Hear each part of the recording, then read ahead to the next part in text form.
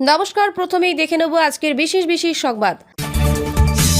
মন্ত্রী বিধায়কদের পর মণিপুরে মুখ্যমন্ত্রীর বাড়িতেও হামলা। সীমান্তের জন্য জমি দেননি মমতা, বাংলা থেকে মহারাষ্ট্রের রোহিঙ্গারা, অভিযোগ শুভেন্দুর। দাও দাও করে চলছে বিয়ে বাড়ির প্যান্ডেল, ভয়ঙ্কর ঘটনা। ট্রেলারে তৃণমূল বিধায়কের গাড়ির ধাক্কা, মৃত 2, আশঙ্কাজনক 3, ভয়ঙ্কর দুর্ঘটনা হাওড়ায়। দোকান বাড়িতে আগুন, সংঘর্ষের রাত পেরিয়ে সকাল থেকে থমথমে বেলডাঙ্গা, গ্রেফতার 15। মহারাষ্ট্রের নির্বাচনে 829 জন প্রার্থী কোটিপতি, 1199 প্রার্থীর বিরুদ্ধে ফৌজদারি মামলা। এই নিয়মিত সংবাদ পেতে চ্যানেলটি সাবস্ক্রাইব করে রাখুন। আসছে বিস্তারিত খবরে। মন্ত্রী বিধায়কদের পর মণিপুরে মুখ্যমন্ত্রীর বাড়িতেও হামলা। 6 বিধায়কের বাড়িতে হামলা চালানোর পর এবার মণিপুরে মুখ্যমন্ত্রীর বাড়িতে হামলা। বিক্ষোভকারীদের হামলা চালানো হয়। রাজ্যের 3 মন্ত্রীর বাড়িতে ভাঙচুর করা হয় জিনিসপত্র। জিরিবামে 6 জনের দেহ উদ্ধার ঘিরে শনিবার ফের উত্তাল হয় মণিপুর। তারই প্রতিবাদে মন্ত্রীদের পর এবার মুখ্যমন্ত্রীর বাড়িতেও চড়াও হয় বিক্ষোভকারীরা। জোর করে মণিপুরে মুখ্যমন্ত্রী এন বীরেন সিংহের বাড়িতে ঢোকার চেষ্টা করে একদল ক্ষুব্ধ জনতা। দরজা বন্ধন ভেঙে ফেলে তারা। বিক্ষুব্ধদের ঠেকাতে কার্যত হিমশিম খেতে হয় মুখ্যমন্ত্রীর বাসভবনের নিরাপত্তা রক্ষীদের। অবশেষে বিক্ষোভকারীদের প্রতিহত করতে কাঁদানে গ্যাসের শেল ফাটায় পুলিশ ও নিরাপত্তা বাহিনী। গত সপ্তাহে জিরিবামে নিরাপত্তা কর্মীদের সঙ্গে জঙ্গিদের গুলির লড়াই চলেছিল। সংঘর্ষে মারা যায় কুকি গোষ্ঠীর 10 সশস্ত্র সদস্য। এরপর থেকে নিখোঁজ হয়ে যান 6 জন।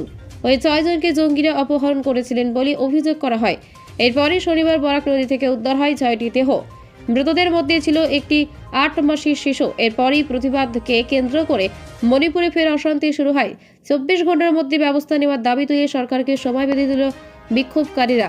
শনিবার সকালে ইম্ফলে বিভিন্ন জায়গায় মন্ত্রী ও বিধায়কদের বাড়িতে হামলা চালায় বিক্ষোভকারীরা। আগুনও ধরিয়ে দেওয়া হয় বাড়িতে।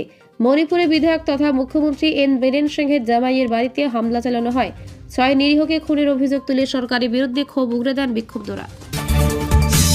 সীমান্তের জন্য জমি দেননি মমতা, বাংলা থেকে মহারাষ্ট্রের রোহিঙ্গারা, অভিযোগ শুভেন্দুর। অনুপ্রবেশ নিয়ে মহারাষ্ট্র ও ঝাড়খণ্ডে প্রচার চালাচ্ছে বিজেপি। এবার প্রচারে গিয়ে রোহিঙ্গা ইস্যু নিয়ে বক্তব্য রাখলেন শুভেন্দু অধিকারী। মহারাষ্ট্রের দাদরিতে প্রবাসী বাঙালিদের সামনে বক্তব্য রাখেন পশ্চিমবঙ্গের বিরোধী দলনেতা। তার মুখে অনুপ্রবেশ, বিতর্ক ও রোহিঙ্গা ইস্যু। মহারাষ্ট্রের সঙ্গে পশ্চিমবঙ্গকেও জুড়ে দিলেন তিনি। বাংলা শাসক দল তৃণমূল কংগ্রেসকেও সেখানে একই সঙ্গে বিঁধলেন শুভেন্দু। পশ্চিমবঙ্গে রোহিঙ্গারা ঢুকছে, মহারাষ্ট্রেও রোহিঙ্গারা ঢুকছে বাংলা দিয়ে মন্তব্য করলেন বিরোধী দলনেতা।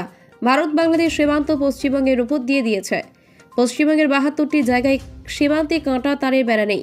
মুখ্যমন্ত্রী মমতা বন্দ্যোপাধ্যায় শাসক দল তৃণমূলের জন্য বেড়া দেওয়া সম্ভব হয়নি, এই অভিযোগ ফের করলেন শুভেন্দু অধিকারী।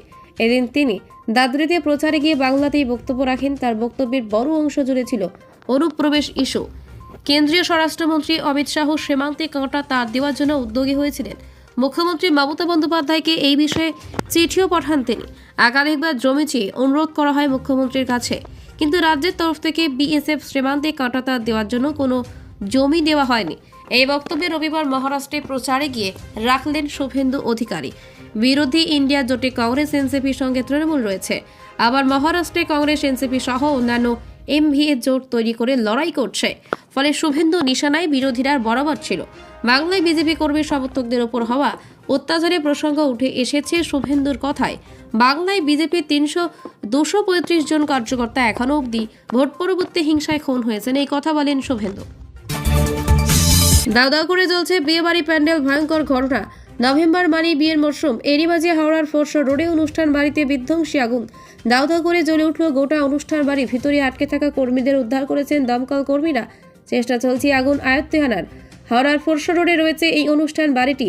এখন বিয়ের মরশুম, ফলে এদিন এই অনুষ্ঠান বাড়িটির পেছনে ভিতরে প্রচুর ডেকোরেটার্স কর্মী রঙের মিস্ত্রি কাজ করছিলেন। 5:30 নাগাদ আচমকা ঘটে দুর্ঘটনা। দাও দাও করে মিটার বক্স থেকে আগুন বেরোতে দেখা যায়। মুহূর্তে ছড়িয়ে পড়ে আগুন। খবর দেওয়া হয় দমকলে। তড়িঘড়ি ঘটনাস্থলে পৌঁছায় দমকলের কয়েকটি ইঞ্জিন। প্রথমে ভেতরে যারা আটকে পড়েছিলেন তাদের উদ্ধার করা হয়। জানা গিয়েছে অগ্নিকাণ্ডের ঘটনায় ব্যাপক ক্ষতিগ্রস্ত হয়েছে অনুষ্ঠান বাড়িটি। তবে কি থেকে এই অগ্নিকাণ্ড তা এখনও জানা যায়নি। প্রাথমিকভাবে মনে করা হচ্ছে শর্ট সার্কিটের জেরে এই ঘটনা। তবে আগুন পুরোপুরি নিয়ন্ত্রণে না এলে নিশ্চিতভাবে কিছু জানানো সম্ভব নয় বলে জানিয়েছেন দমকল আধিকারিকেরা। এই ঘটনায় ব্যাপক আতঙ্ক ছড়িয়েছে স্থানীয়দের মধ্যে। ট্রেলারে তৃণমূল বিধায়কের গাড়ির ধাক্কা, মৃত 2, আশঙ্কাজনক 3, ভয়ঙ্কর দুর্ঘটনা হাওড়ায়। মগরাহাটের তৃণমূল বিধায়ক গিয়াসউদ্দিন মোল্লার গাড়ি দুর্ঘটনায় মৃত্যু হল 2 জনের। দুর্ঘটনার সময় গাড়িতে ছিলেন না বিধায়কের গাড়ি চালক তার আত্মীয় নিয়ে হাওড়ায় অনুষ্ঠান বাড়ি থেকে ফেরার সময় শিবপুর গাজীপাড়ায় দাঁড়িয়ে থাকা একটি ট্রেলারের পেছনে ধাক্কা মারে। গাড়ি ৫ জন ছিল, চালক সহ 2 জনের মৃত্যু হয়। ঘটনাস্থলে আহতদের কলকাতার হাসপাতালে পাঠানো হয়েছে। দুর্ঘটনাটি ঘটে শনিবার রাত 1টা নাগাদ শিবপুরে ফরসর রোডে। দুর্ঘটনার নির্দিষ্ট কারণ জানতে পুলিশ ইতিমধ্যেই তদন্ত শুরু করেছে। জানা গিয়েছে, দক্ষিণ 24 পরগনা বগরহাট পশ্চিমে তৃণমূল বিধায়ক গিয়াসউদ্দিন মোল্লার নামে থাকা গাড়িটি শনিবার রাতে চালাচ্ছিলেন তার চালক মোহাম্মদ মুস্তাক খান। দোকান বাড়িতে আগুন, সংঘর্ষে রাত পেরিয়ে সকাল থেকে থমথমা বেলডাঙ্গা। গ্রেফতার 15। দুই গোষ্ঠীর মধ্যে সংঘর্ষকে কেন্দ্র করে রণক্ষেত্রের চেহারা নিল মুর্শিদাবাদের বেলডাঙ্গা। শনিবার কার্তিক পুজোর রাতে এলাকায় একাধিক বাড়ি ও দোকানে ভাঙচুর চালিয়ে আগুন ধরিয়ে দেওয়া হয় বলে অভিযোগ। এলাকায় বোমাবাজি চলে বলে অভিযোগ। সূত্রের খবর, বেলডাঙ্গার একটি কার্তিক পুজোর মণ্ডপে আপত্তিজনক পোস্টার ঘিরে সংঘর্ষ দানা বাঁধে বলে অভিযোগ। পোস্টারে ধর্মীয় উস্কানিমূলক কিছু লেখা ছিল বলে দাবি। এরপরে দুই গোষ্ঠী জড়ো হয় ও একে অপরের দিকে পাথর ছোড়া শুরু করে। সংঘর্ষে পুলিশের গাড়িও ক্ষতিগ্রস্ত হয় বলে জানা গিয়েছে। সংলগ্ন এলাকা কাজী সাহা ও বেগুনবাড়িতেও সংঘর্ষ ছড়িয়ে পড়ে বলে দাবি। উত্তেজিত জনতাকে সরাতেই পুলিশ থমথমে লাঠিচার্জ শুরু করে। মাইকিং করে দুই পক্ষকে সংযত থাকার বার্তা দেওয়া হয়। এরপর পরিস্থিতিতে বাঘে আনতে সেখানে ভারতীয় ন্যায় সংহিতার 163 ধারা প্রয়োগ করে পুলিশ। 5 জনের বেশি জমায়েতে নিষেধাজ্ঞা আরোপ করে পুলিশ। জেলার এক শীর্ষ পুলিশ কর্তা জানান, আহতের সংখ্যা এখনও স্পষ্ট নয়, তবে এখনও পর্যন্ত 15 জনকে গ্রেফতার করা হয়েছে। স্থানীয়দের অভিযোগ, অভিযুক্তদের অনেকের হাতে ধারালো অস্ত্র ছিল। সংঘর্ষের জেরে তাই অনেকে জখম হয়েছেন। রাত থেকে বেশ কয়েকজনের খোঁজও মিলছে না বলে চিন্তায় পরিবার। সংঘর্ষ আটকাতে দফায় দফায় মাইকিং করছে পুলিশ। আইন হাতে তুলে না নিয়ে প্রশাসনকে সহযোগিতা করার অনুরোধ জেলা পুলিশ সুপার সূর্য প্রতাপ যাদবের। ঘটনাস্থলে গিয়ে মাইকিং করে বার্তা এসপির। এদিকে বেলডাঙ্গার উস্কানির জেরে কার্তিক পুজোর রাতে দুই গোষ্ঠীর সংঘর্ষ নিয়ে রাজ্য পুলিশকে দোষেছে বিজেপি। যুব মোর্চার রাজ্য সহ সভাপতি তরুণজ্যোতি তিওয়ারির দাবি, পূর্ব পরিকল্পিত ঘটনা, নেপথ্যে বৃহত্তর ষড়যন্ত্র রয়েছে। গোটা ঘটনায় এনআইএ তদন্ত করা উচিত। মহারাষ্ট্রে নির্বাচনী 829 জন প্রার্থী কোটিপতি, 1199 প্রার্থীর বিরুদ্ধে ফৌজদারি মামলা। বুধবার মহারাষ্ট্রে বিধানসভা নির্বাচন, তার আগে প্রকাশ্যে চাঞ্চল্যকর রিপোর্ট। মহারাষ্ট্রে মোট প্রার্থীদের 1/3 বিরুদ্ধে ফৌজদারি মামলা রয়েছে বলে দাবি রিপোর্টে। Association for Democratic reforms ADR রিপোর্টে দাবি, মোট 4136 জন প্রার্থীর মধ্যে 1199 জন অর্থাৎ 29% বিরুদ্ধেই ফৌজদারি মামলা রয়েছে। সর্বভারতীয় ও রাজ্যস্তরের রাজনৈতিক দলগুলি প্রার্থীদের মধ্যে বেশিরভাগেরই বিরুদ্ধে ফৌজদারি মামলা রয়েছে বলে দাবি রিপোর্টে। সর্বভারতীয় দলগুলি প্রার্থীদের 45% ও রাজ্যস্তরের দলগুলি প্রার্থীদের 60% আদালতে বিচারাধীন মামলা রয়েছে বলে জানা গিয়েছে। দলভিত্তিক পরিসংখ্যান দেওয়া হয়েছে রিপোর্টে। ফৌজদারি মামলায় এগিয়ে রয়েছে বিজেপি প্রার্থীরা। বিজেপির 149 জন প্রার্থীর মধ্যে 48%-এর বিরুদ্ধে চলছে ফৌজদারি মামলা। ঘাড়ে কাছে নিঃশ্বাস ফেলছে উদ্ধব ঠাকরে শিবসেনা।